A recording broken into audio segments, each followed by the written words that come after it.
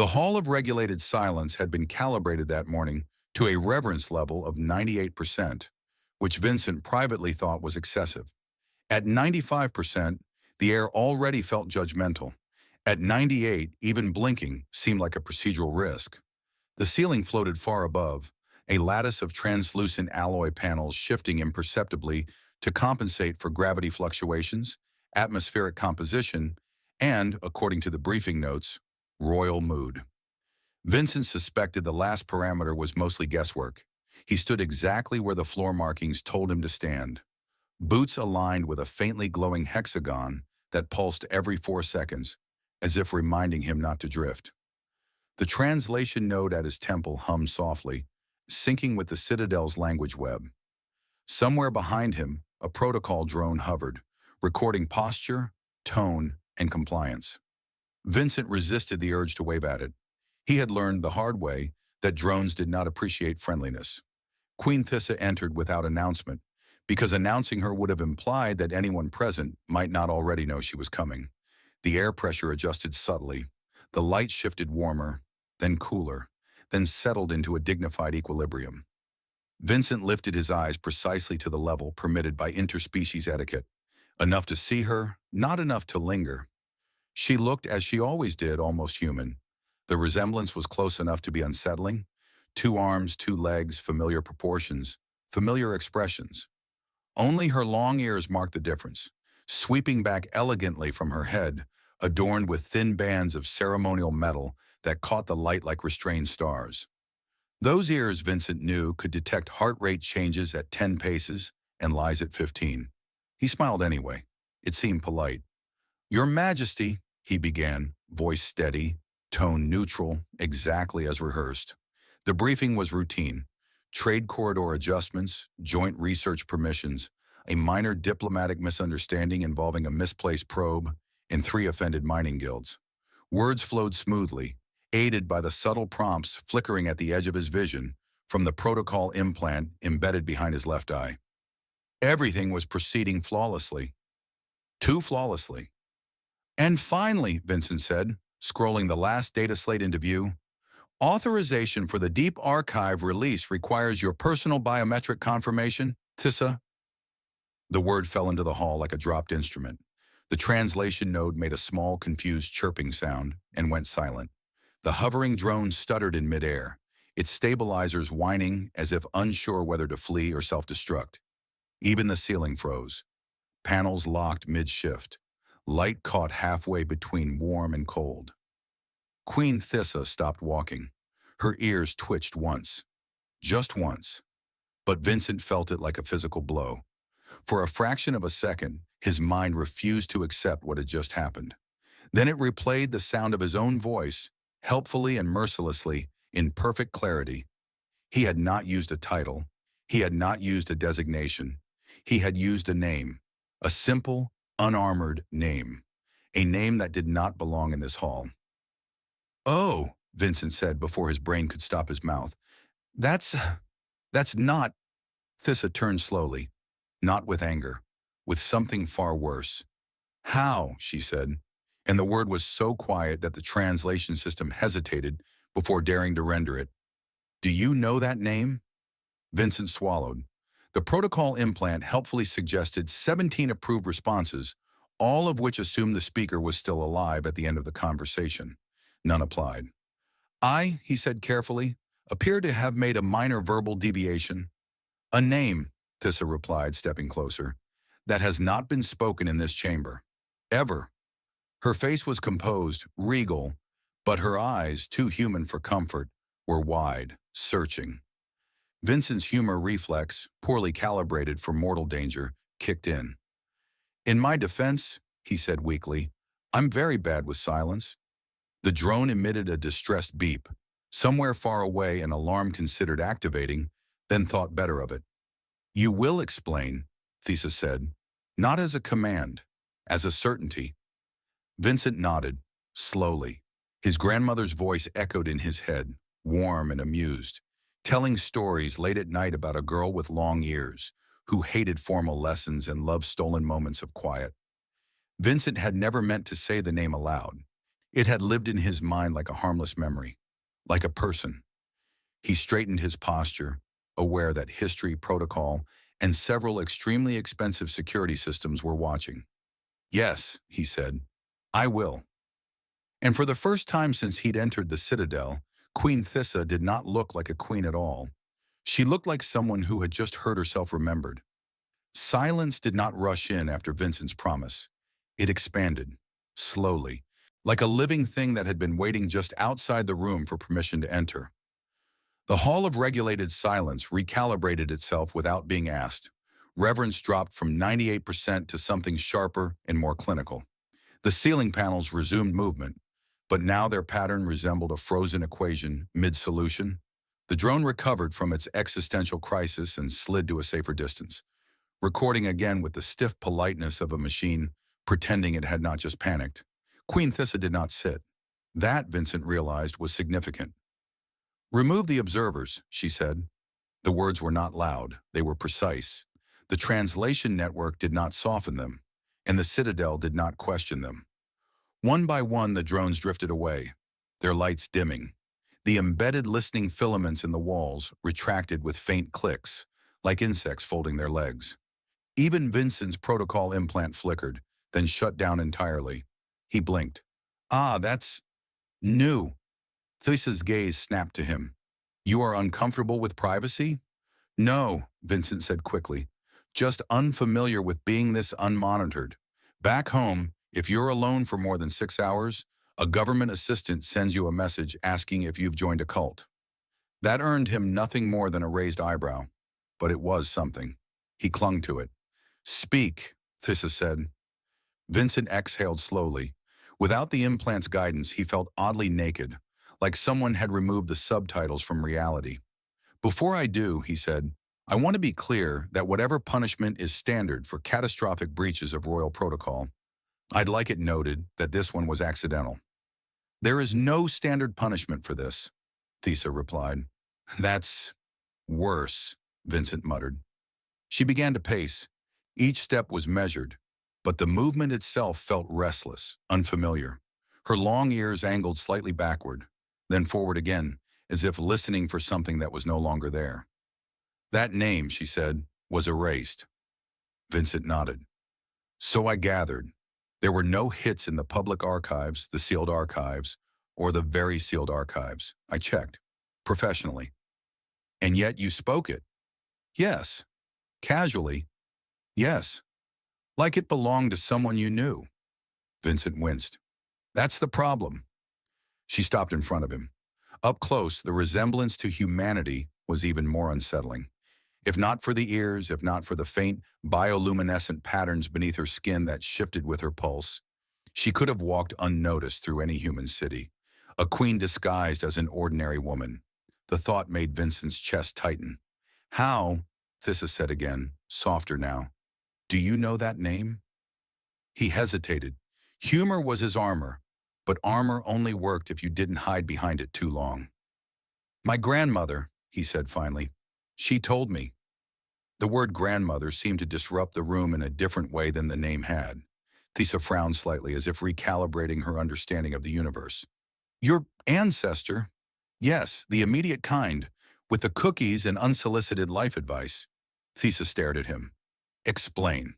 Vincent shifted his weight. Without floor markers or glowing hexagons, he suddenly had no idea where he was supposed to stand. She lived here, he said. Not in the citadel. Long before my time. She was part of an early cultural exchange program. Linguistics, education, a lot of optimism, very little funding. That program ended before my coronation, Thyssa said. Before a lot of things, Vincent agreed.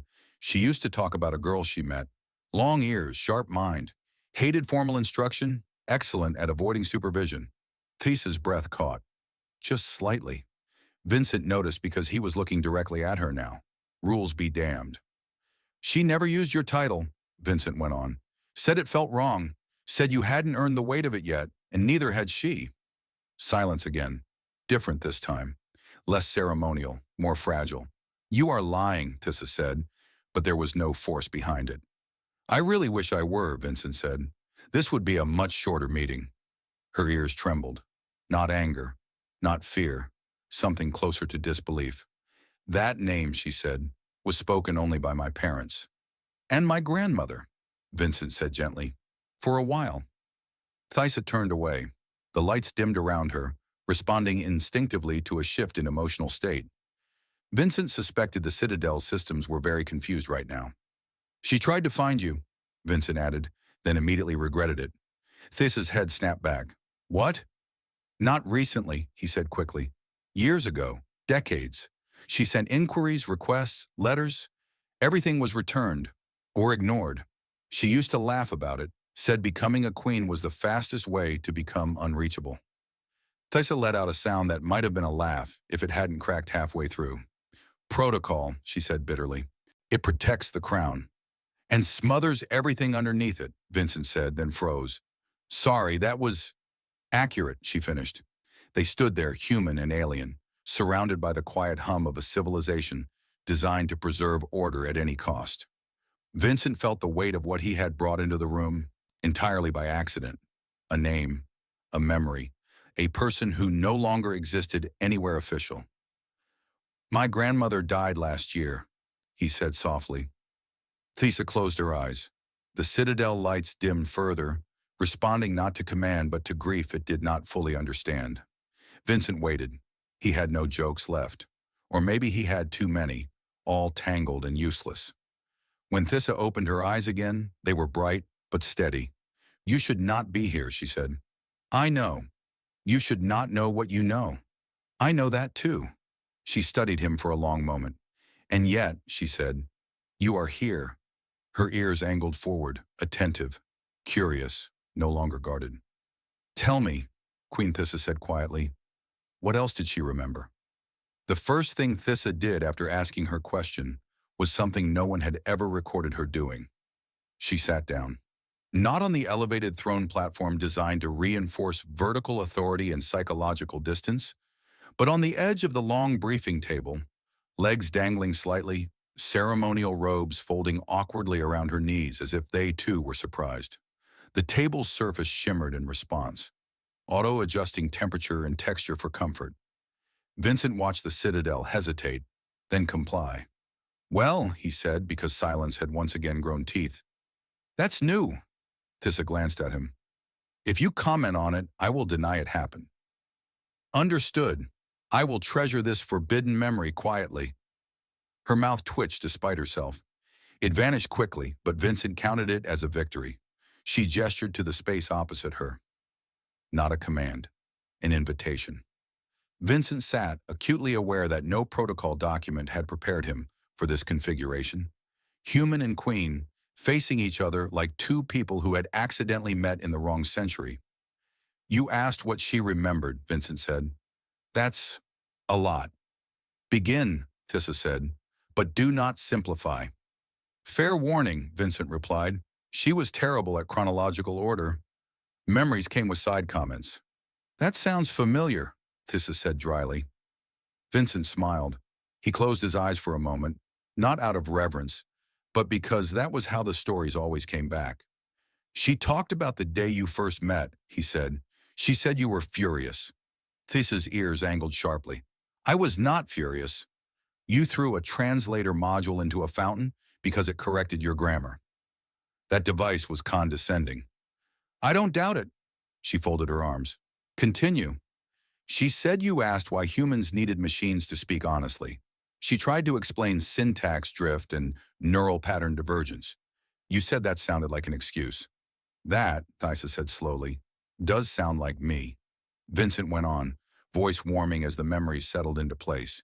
She said you were curious in a reckless way, always asking questions you weren't supposed to ask, always pushing past the edges of whatever role you'd been assigned. Tutors, guards, future queenship, none of it impressed you. Thyssa looked away. The bioluminescent patterns beneath her skin shifted, dimming to a soft, erratic glow. I was young, she said. You were alive, Vincent replied. Then, realizing the weight of that phrasing, added quickly, I mean, more visibly so. That earned him a quiet huff of laughter. She complained about the food, Vincent continued, said the citadel cuisine was obsessed with balance and forgot joy entirely. She claimed you once tried to cook something yourself. Thyssa groaned. That did not go well. There was smoke. There was fire suppression foam everywhere. She said the guards thought you were being assassinated. They were very dramatic guards. Vincent laughed softly. The sound felt strange in the vast chamber, echoing against technology built for ceremony, not warmth. She said that afterward, you sat on the floor and laughed until you cried, that you told her you were afraid that one day you'd forget how to do things wrong. Thyssa's fingers tightened against the edge of the table. That, she said quietly, was not a fear I shared. Vincent opened his eyes. She wrote it down, he said, in her journals. She was meticulous about things that mattered. The word journals hung between them. You still have them, Thyssa said. It was not a question. I do, Vincent replied.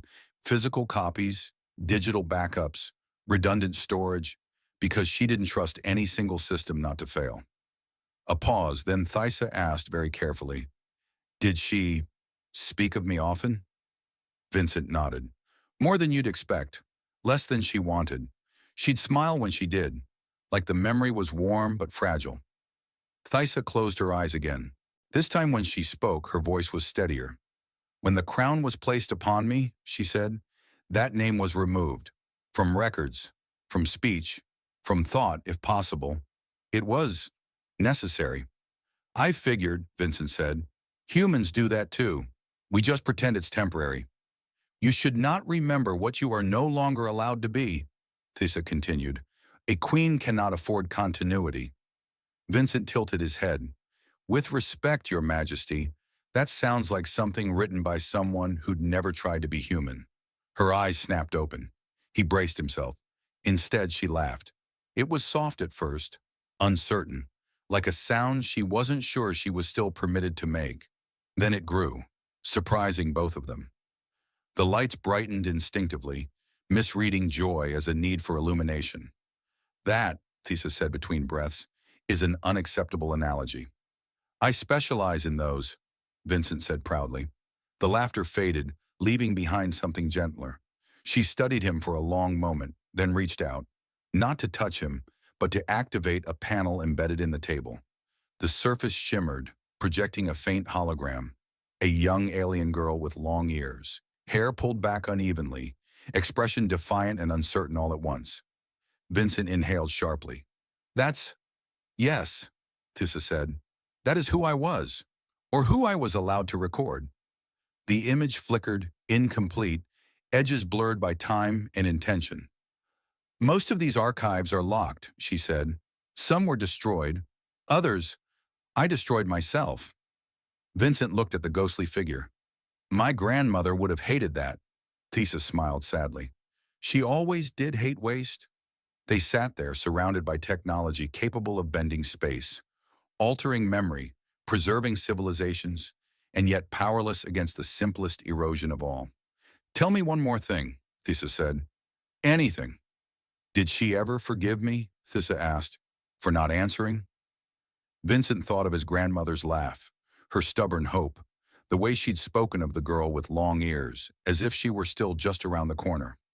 She never thought there was anything to forgive, he said. Thyssa's ears lowered slightly, a gesture Vincent now recognized as relief. Outside the chamber, the citadel continued its flawless operation, unaware that something ancient and unregulated had just been reintroduced. A memory, a name, and a story that refused to stay archived. The citadel did not like what was happening. Vincent noticed it first in the way the ambient systems began overcorrecting. Temperature fluctuated by half a degree every few seconds. The light brightened, dimmed, then settled into a shade that suggested concern. Somewhere deep in the architecture, predictive governance algorithms were quietly flagging anomalies labeled unstructured interaction and emotional deviation. Sovereign. Queen Thyssa noticed too. Relax, she said aloud, not to Vincent, but to the room itself. The citadel paused. Then obediently the light steadied. Vincent raised his eyebrows. Does it usually listen when you scold it? It learns, Thyssa replied. Slowly, much like certain species. I resemble that remark, Vincent said. She exhaled, something between a laugh and a sigh, and gestured again at the hologram still hovering above the table. The image wavered, then dissolved, leaving only the faint afterglow of archived light. That projection, she said, was never meant to be accessed again. Vincent folded his hands. I won't tell anyone. She gave him a look. You already told me a name you weren't supposed to know. Fair, he conceded, but I'm excellent at selective silence. Humans, Thyssa said, are remarkably confident in their ability to keep secrets. We're not, Vincent said cheerfully. We're just enthusiastic liars. She studied him, then shook her head. My counsel will notice changes, she said. They always do. Statistical deviations in my speech patterns, delays in decision matrices, increased use of unrecorded chambers. And sitting on tables, Vincent added. That, she said firmly, never happened. He smiled. Of course. Thyssa stood, smoothing her robes with practiced precision, the queen reassembling herself piece by piece. For a moment, Vincent worried the fragile connection they'd built would snap back into protocol and distance. Then she surprised him again. You will walk with me, she said. That sounds like a trap, Vincent replied, but I'm intrigued. They moved through corridors that shifted to accommodate them, walls sliding aside with a whisper of smart matter. The citadel revealed itself in layers, transport veins glowing beneath translucent floors, gravity wells humming softly, distant chambers folding in on themselves like patient origami. You know, Vincent said, glancing around, my grandmother used to complain that this place felt like it was always watching. It is, Thyssa said, but today it will be polite. She made a subtle gesture, and the corridor's listening filaments dimmed. Vincent felt a strange pressure behind his eyes as localized surveillance disengaged. Oh, he said, that's unsettling. You get used to it, she replied, or you learn to pretend you do. They reached a narrow balcony overlooking the inner biosphere, a vast living ecosystem suspended within the citadel's core.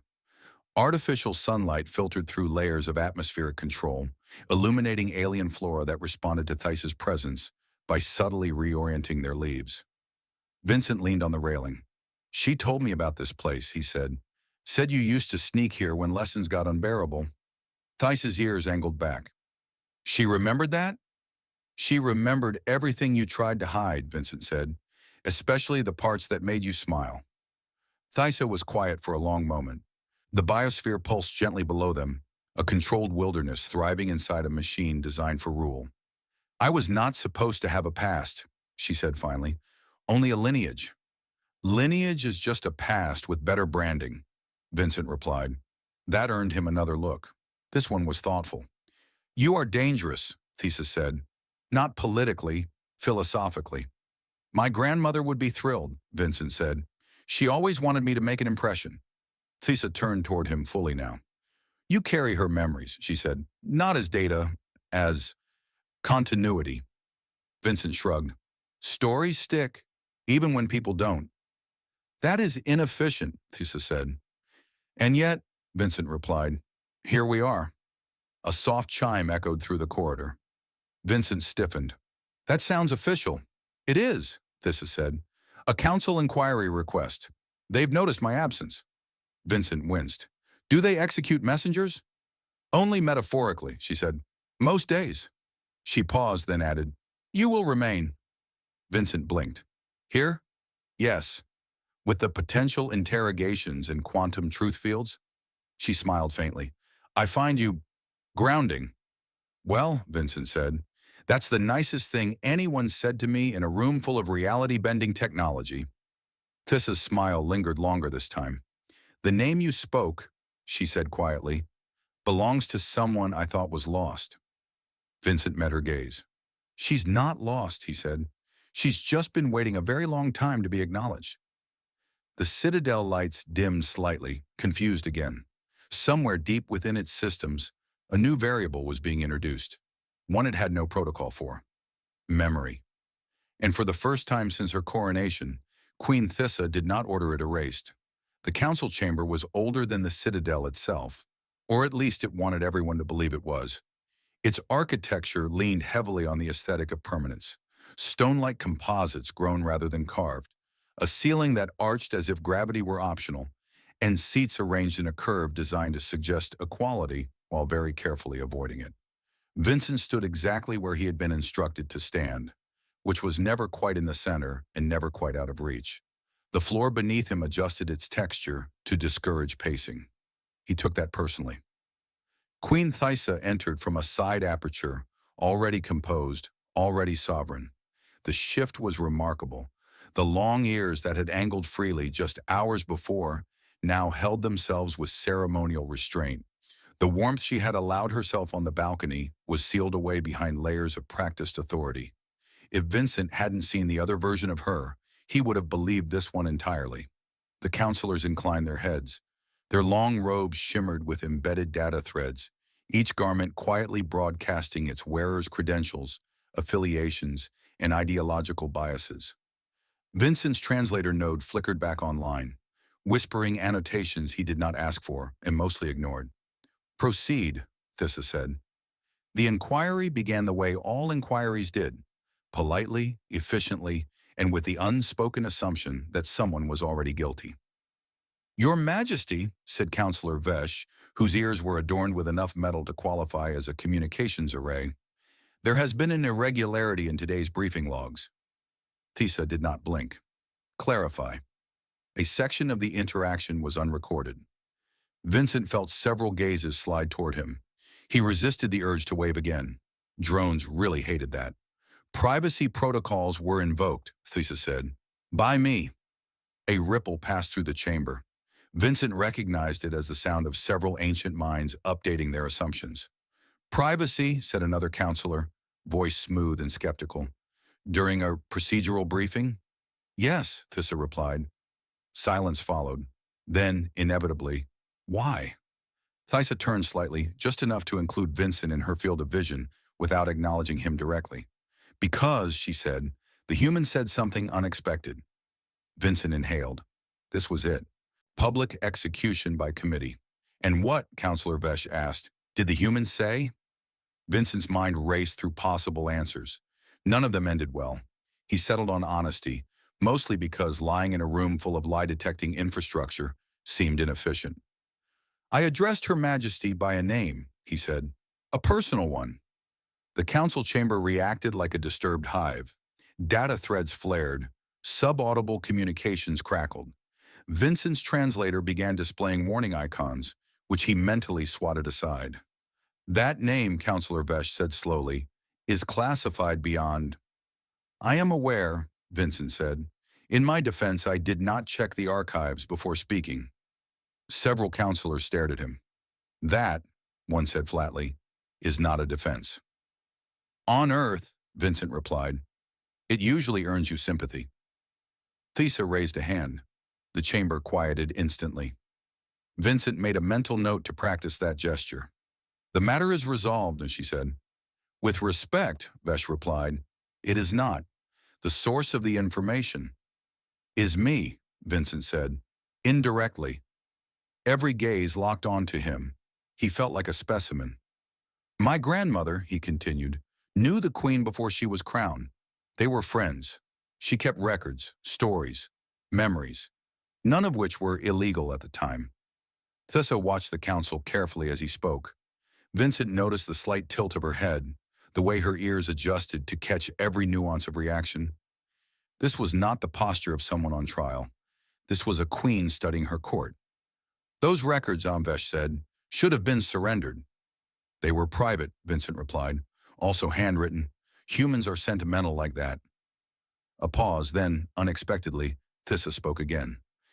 "The human's grandmother is deceased," she said. The words landed with weight. The chamber stilled. "The information poses no security threat," Thyssa continued.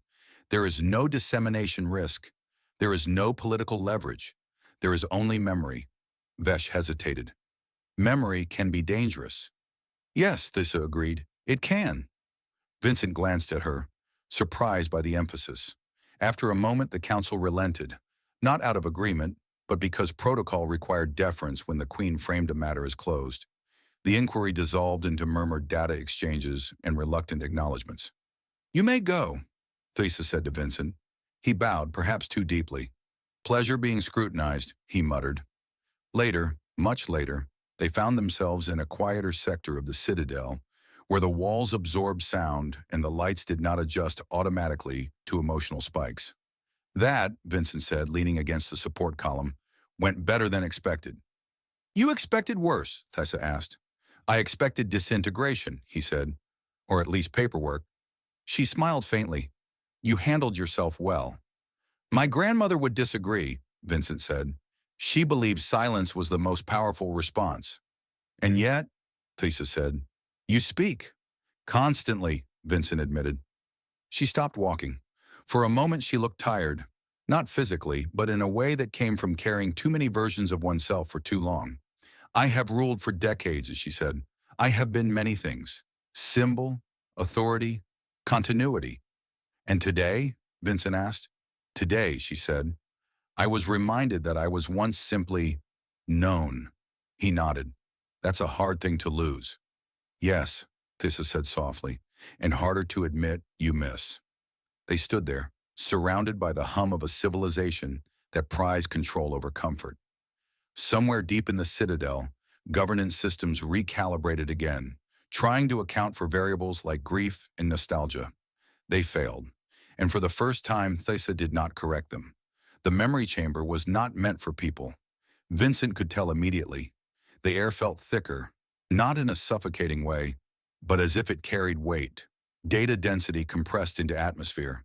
The walls were smooth, seamless, and dark, absorbing light rather than reflecting it. Thin threads of luminescence pulsed beneath the surface, moving in slow, deliberate patterns that reminded Vincent uncomfortably of brain activity. This room, he said, feels like it's thinking about me. It is, Thyssa replied. You are being politely analyzed. Polite analysis is still analysis, Vincent muttered. On Earth we at least buy someone dinner first. She glanced at him, amused. You exaggerate. I absolutely do not. At her gesture, the chamber awakened. The threads of light brightened, converging toward the center, where a three-dimensional lattice unfolded. An intricate web of nodes and pathways, each representing recorded memory. Not images, not videos, but impressions, emotional weight, sensory echoes, fragments of thought preserved through quantum entanglement.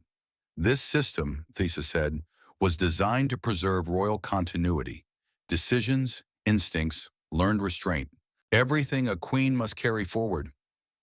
And everything she must leave behind? Vincent asked. A pause. Yes. The lattice shifted, responding to her presence. Vincent felt a pressure behind his eyes again, stronger this time. His translator node hummed uncertainly. If you feel disoriented, Thyssa said, do not resist. Resistance causes headaches. I was already having a day, Vincent said. Go on. She reached out, not physically, but neurologically. The chamber responded, projecting a soft cascade of light that settled between them. Shapes formed, not faces, moments. Vincent gasped softly. He recognized the tone instantly. Not the content, but the feeling. Warm, curious, unfinished. That's her, he said. Thyssa closed her eyes. Yes. The memory was incomplete, deliberately so. A young alien girl sat beside a human woman, both legs dangling over some unseen edge. The environment flickered, sometimes a garden, sometimes a training hall, sometimes a place that no longer existed at all. She removed most of these herself, Thyssa said quietly, when she became queen. Vincent swallowed. My grandmother would have argued. She would have lost, Thyssa said. Then after a moment, but she would not have stopped. That also tracks. The lattice pulsed again, responding now to Vincent's proximity. A new thread lit up, tentative, uncertain. That, Thyssa said sharply, should not be happening. I'm not touching anything, Vincent said, hands raised. I learned my lesson about accidental triggers. The chamber did not care. The thread extended, weaving itself into the existing structure. Vincent felt a sudden warmth in his chest, followed by the unmistakable sensation of memory surfacing. Oh, he said softly, that's inconvenient. What do you feel? Thyssa asked. My grandmother's kitchen, Vincent said. She's laughing. There's something burning. She's telling a story and absolutely refusing to get to the point. The lattice brightened. She used to do this, Vincent continued, eyes unfocused. She'd pause mid-sentence, look at me and say, names matter more than titles.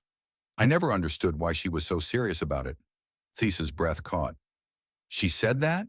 Frequently, Vincent said, usually right before ignoring someone's job description. The memory chamber reacted, recalibrating its algorithms. It had never been designed for shared memory input, let alone input from an unauthorized human whose neural patterns were incompatible with its baseline assumptions. This is not possible, Thyssa said, but there was no denial in her voice, only awe. The lattice shifted again.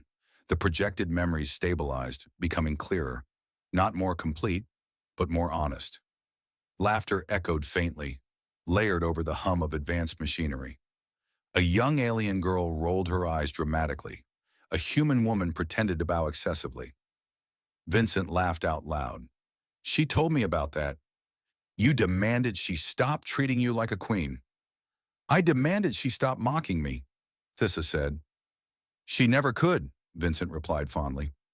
The chamber dimmed slightly, compensating for emotional surge. Vincent leaned against the wall, suddenly exhausted. You're not supposed to be part of this, Thyssa said. I know, Vincent said, but neither was she, and that didn't stop you from becoming friends. Thyssa studied him. You are remarkably comfortable trespassing. I grew up with her, he said. It was survival. For a long moment neither spoke. The chamber hummed around them, processing an unprecedented phenomenon. Continuity without authority. Memory without permission. Finally, Thyssa spoke. All my life I have been told that who I was before does not matter. Vincent looked at her. And yet here you are, standing in a room full of proof that it does. She reached out again, this time physically, fingers brushing the edge of the light lattice. It did not recoil. I do not know how to be both, she said. Queen and her. You don't have to choose, Vincent said gently. You just have to stop pretending one of them never existed. Her ears lowered slightly, a sign Vincent now recognized as vulnerability. The chamber dimmed further, settling into a low, steady glow. Outside, the citadel's governance systems flagged a cascade of errors. Identity overlap, unauthorized memory synthesis, emotional variance exceeding acceptable parameters. Inside, Queen Thyssa smiled. Not the measured curve of a ruler, something smaller. Real. You know, she said, this chamber was never meant to preserve joy. Vincent nodded. Most important systems aren't. They stood there together, human and queen, surrounded by impossible technology, struggling to understand something profoundly simple, a past that refused to stay buried, and a future that, for the first time, did not feel like a duty alone.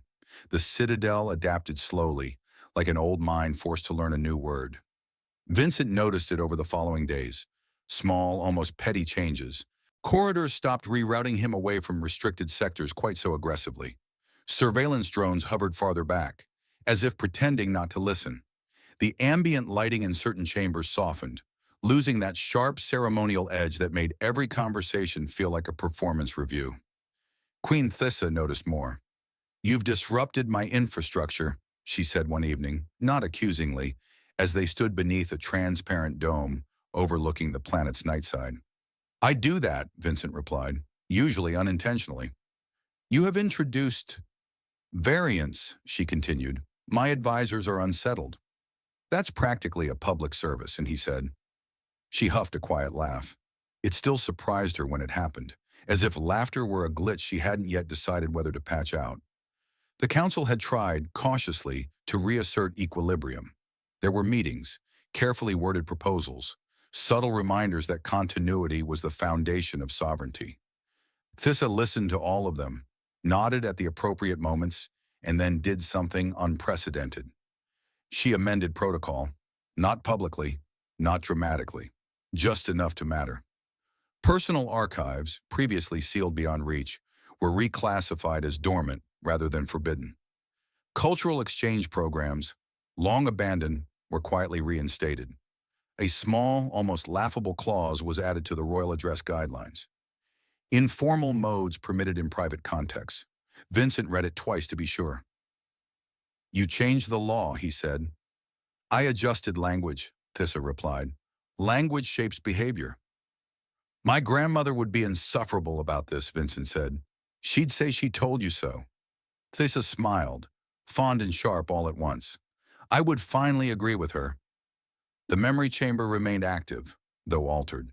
The lattice had stabilized, integrating fragments Vincent carried not as data, but as resonance. The system no longer tried to isolate or suppress them. It learned, slowly, inefficiently, humanly.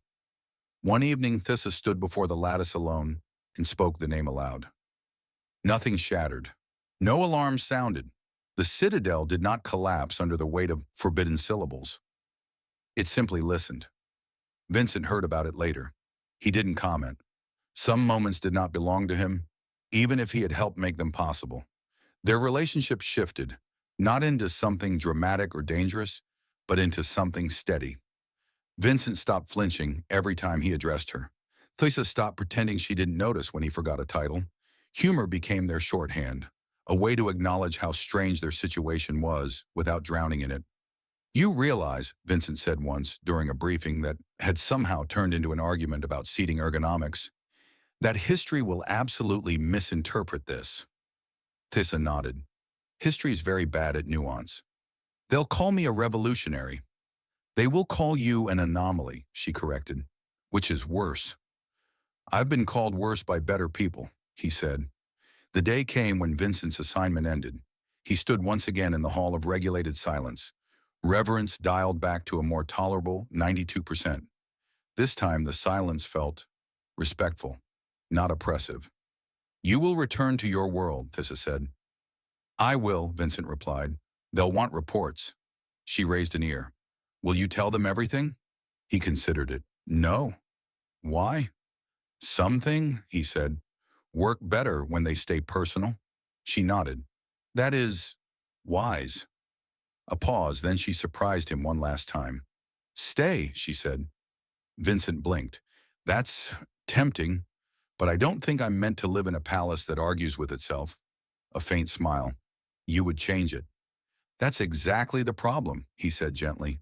They stood there, human and queen, no longer separated by fear or formality, but by choice. "You gave me back something I thought was gone," Thyssa said quietly. "Not the past itself, but permission to remember it." Vincent met her gaze. "You did the rest." She inclined her head. "Not as a queen, as a person acknowledging another." When Vincent left the citadel, the systems logged his departure as routine. They were wrong. Far above the planet, as his transport slipped into fold space, Queen Thyssa returned to her duties, decisive, composed, sovereign. But when she addressed the council, there was a new cadence to her voice. When she walked the corridors, her steps carried less weight, and sometimes in chambers unmonitored and unrecorded, she allowed herself to sit on tables, laugh too loudly, and remember a girl with long ears who once believed the universe was larger than duty, because now she knew it still was. And somewhere across the stars, a human carried her story forward. Not as a secret, not as a weapon, but as proof that even queens begin as someone worth knowing.